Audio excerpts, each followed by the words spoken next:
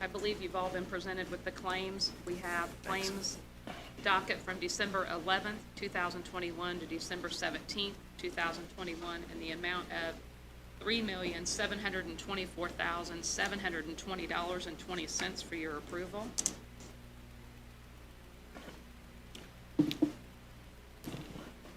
Motion to, any questions? No, I'm good. Okay, motion to approve. Second. Second, by aye? Aye. We also have the claim docket dated December 18th, 2021 to December 24th, 2021, and the amount of $3,448,666.04, plus payroll in the amount of $1,077,962.20, for a total amount of $4,526,628.24. Motion to approve. Second, by aye? Aye. And if you'd like, we'll go ahead and do the last ones, because we did our last check run of the year yesterday. There'll be no more checks cut today. Make every department aware of that.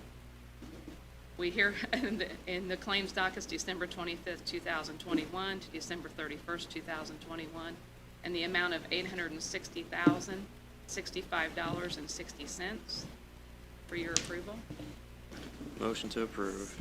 Second, question? No. No. So, Madam Auditor, are we, Madam Auditor? That's awesome. How about you? you're the main person, you're here today, right? Yeah, I'm here, yes. This is, so are we pretty well then closed out for 2021 then? I mean, I'm just curious, does this close the books on 20? Doesn't really close the books, does it? It doesn't completely close them out. Uh-huh. We will have to go through and make sure there's no Might be some adjustments that need adjustments to or be something. made, that there might have been any type of thing that was paid out for wrong account, really belonged in a different account number, so we'll go through and clear that up. Yeah? And then, but other than that, anything out of the 2021 budget would have had to have been encumbered. Mm-hmm. Okay. Otherwise, everything will be paid out of the 2022 budget. Mm-hmm. Okay. And can I make a request to the commissioners that they are stuffing the checks that do need to go out? We did have a conversation with someone earlier, but we need to make sure those checks are stamped, gone to the post office Oh, okay. Yeah. this afternoon. All right.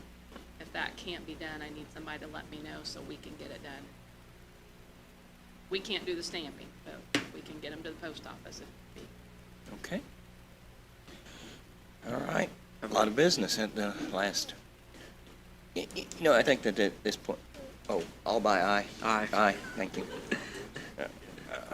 Okay. Here, I'll be quiet.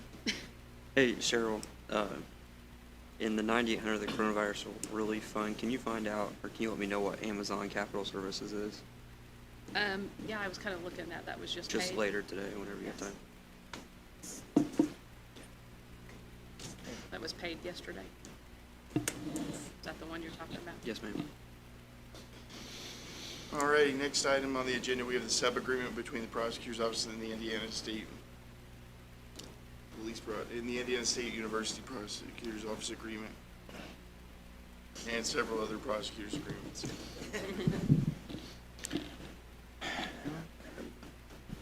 Good morning, Rob Roberts, Chief Deputy Prosecutor. Thank you, first off, for having this special meeting so we can get these items taken care of before the end of the year.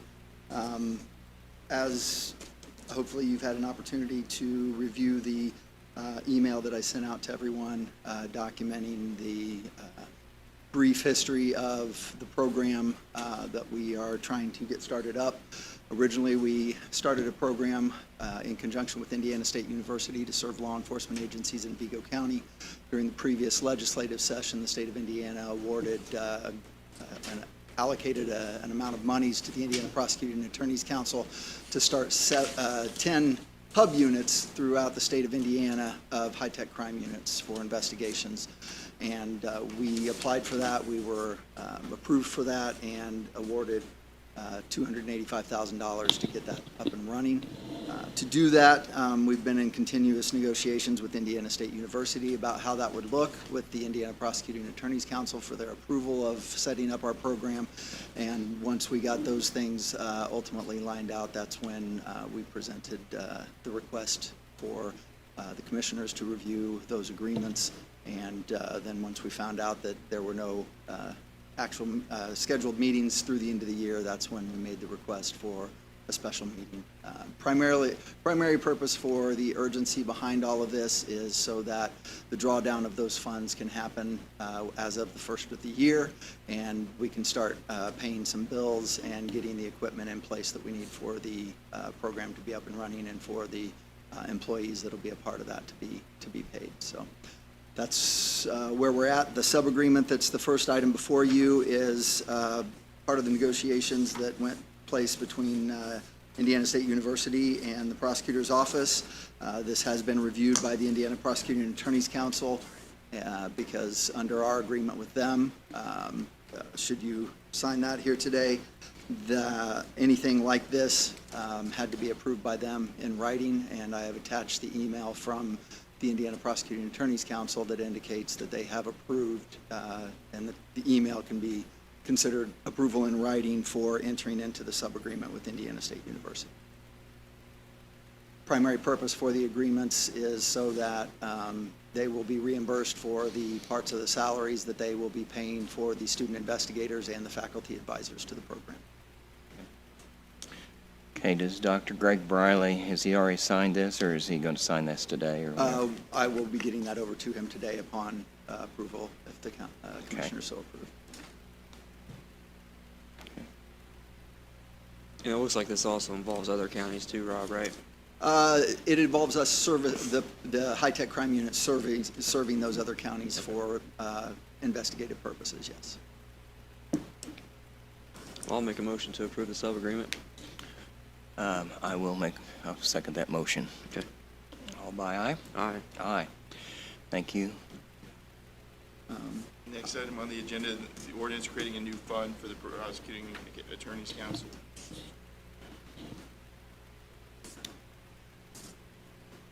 The proposed ordinance, this is essentially the document that was provided to us from the Indiana Prosecuting Attorneys Council with a couple of small adjustments to reflect the way our program is being set up here in Vigo County as well as how Vigo County operates.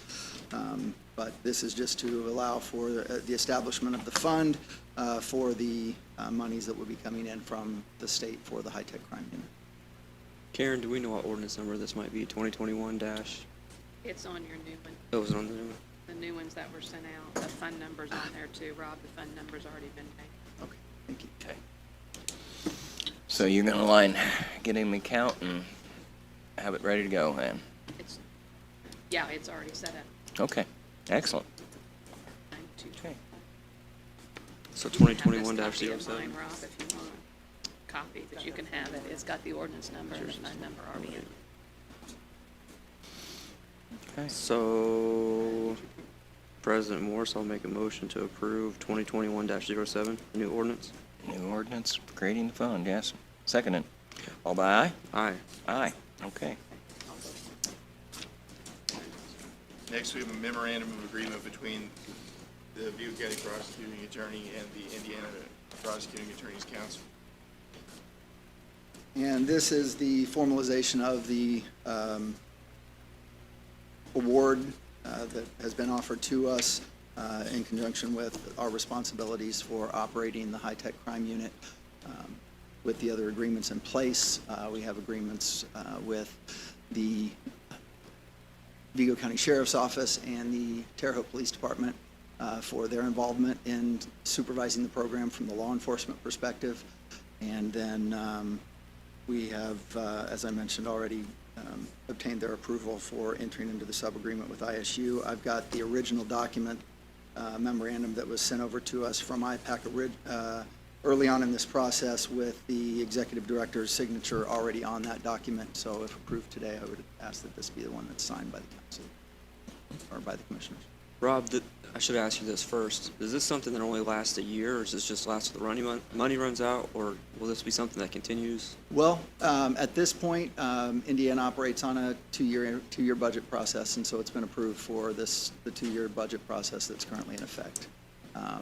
We certainly anticipate that not only once the need is fully established throughout the state, not only that it will be renewed, but we think that the funding will be expanded and more hubs may end up operating out of it. But at this point, it's a 2-year agreement, and that's reflected both in the ISU sub-agreement as well as in this memorandum here.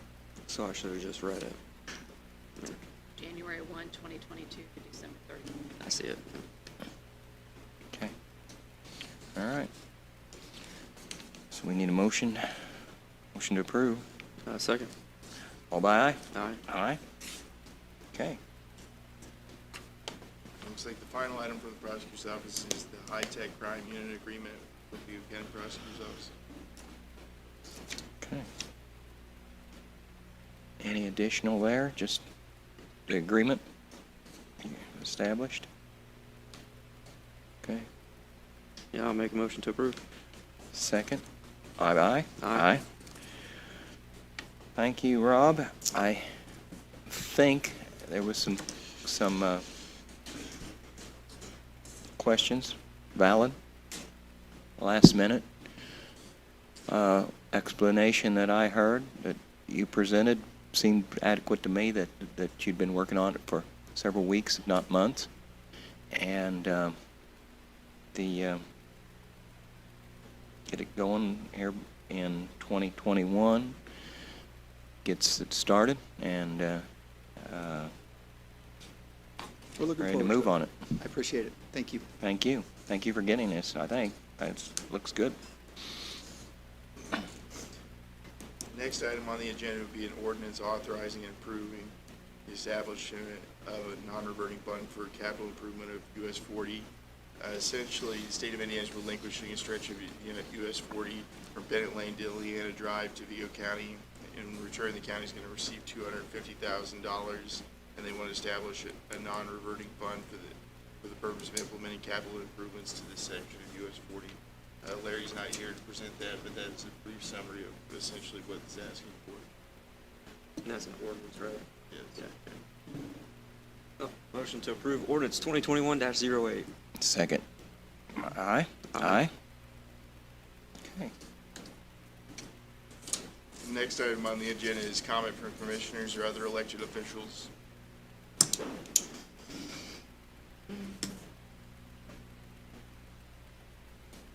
We want to discuss it. No, I don't. But I would like to say that our intentions as commissioners were to finish up our business a couple of weeks ago. We've been called to duty. Our commissioner, who took a well-deserved vacation, has been informed of all the interactions of the meetings as we've gone along here, and could not attend today with Zoom because he is on a flight at this time.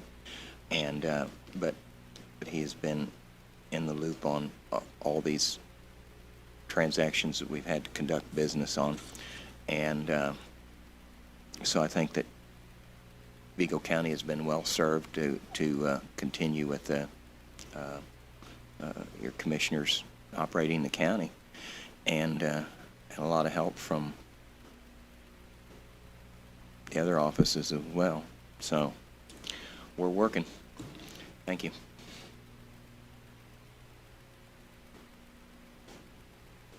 And if that's all, we'll take comments from the public if anybody has any comments.